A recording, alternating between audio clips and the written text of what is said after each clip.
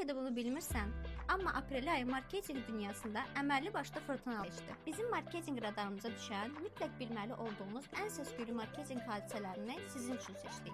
Hazırsınızsa başlayaq. Başlayaq Coachella festivalından. Bura artıq sadə bir musiqi festivalı olmaqdan çıxıb, brendlərin əsl oyun meydançasına çevrilir. Məsələn, Gap Fuji House qurub insanlara öz fujilərini yerindəcə dizayn etmə fürsəti yaratdı.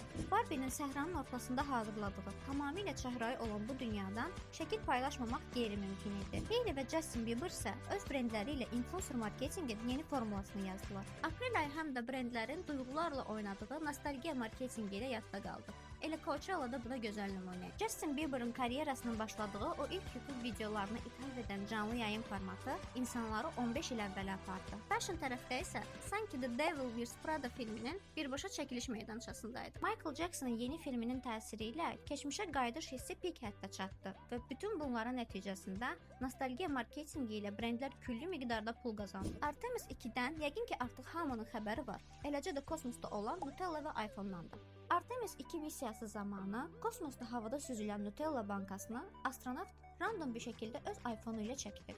Burada nə Apple, nə də Nutella buna görə bir qəpik də ödəmədi. Heç bir sənayli yoxdur, sadəcə real bir an var. Amma bu kadrlar bütün dünyanı silkələdi.